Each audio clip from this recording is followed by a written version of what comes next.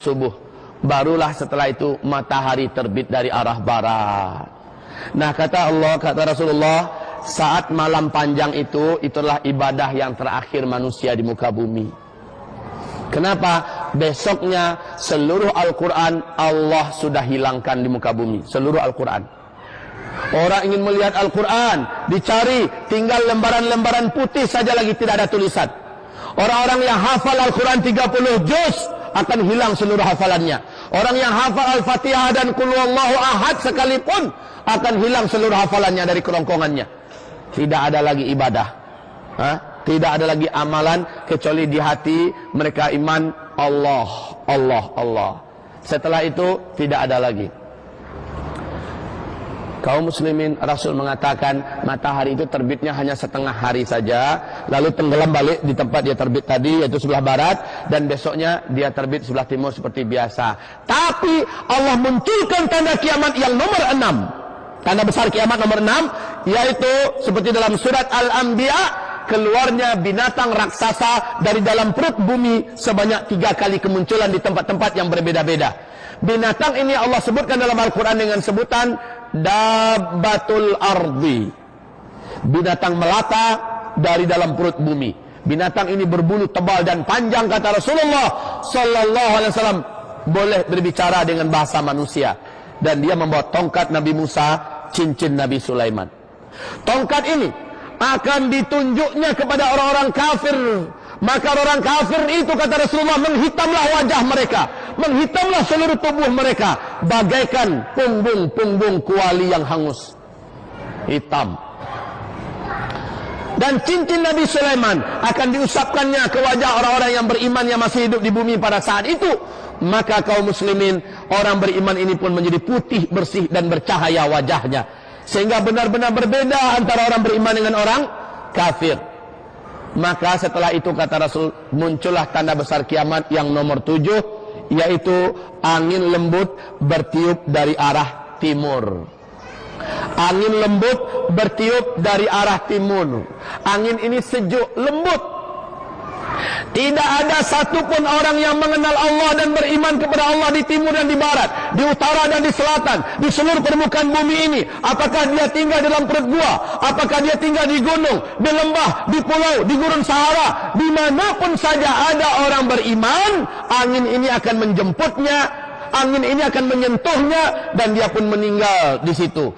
Orang beriman akan meninggal serentak di muka bumi pada saat itu.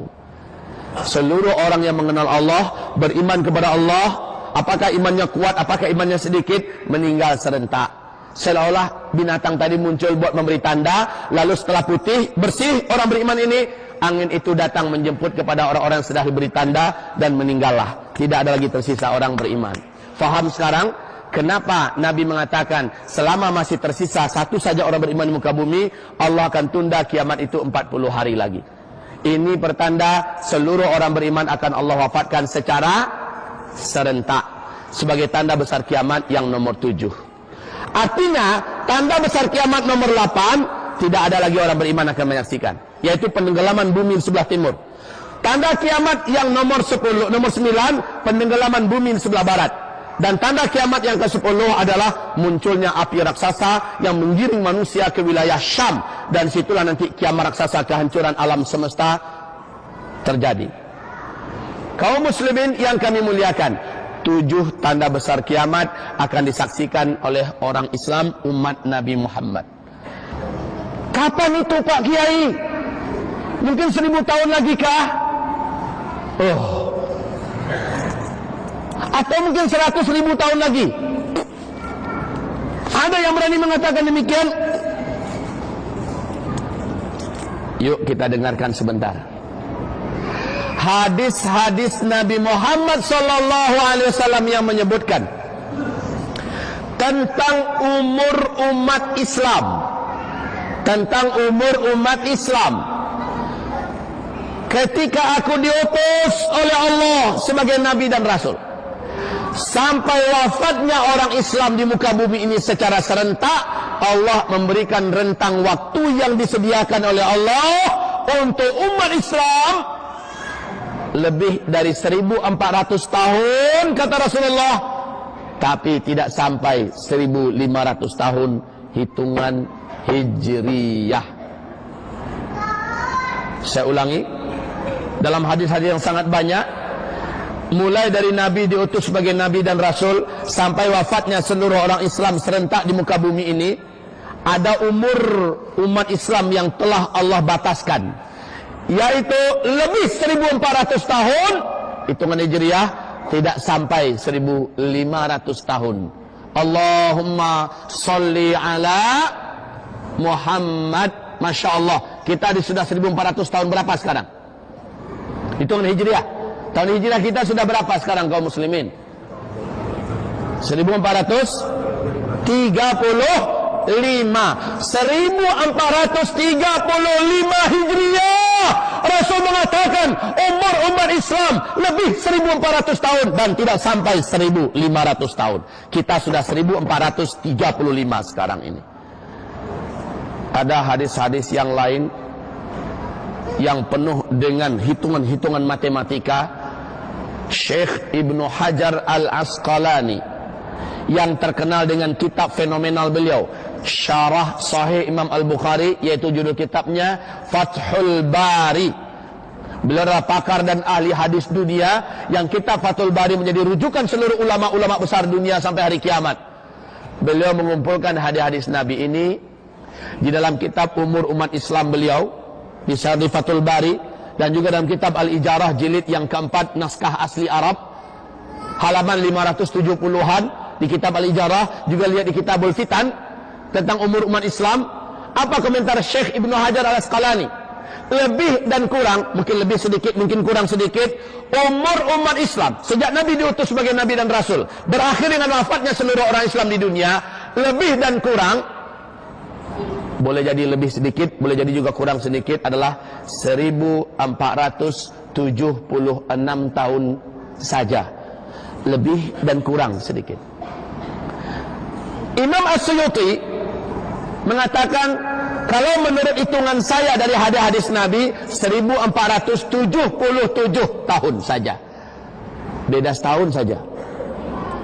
Syekh Ibnu Rajab Al-Hambali mengatakan, yang paling aman pokoknya, katanya, main pokoknya dia, pokoknya lebih 1400 tahun, yang pasti tidak sampai 1500 tahun.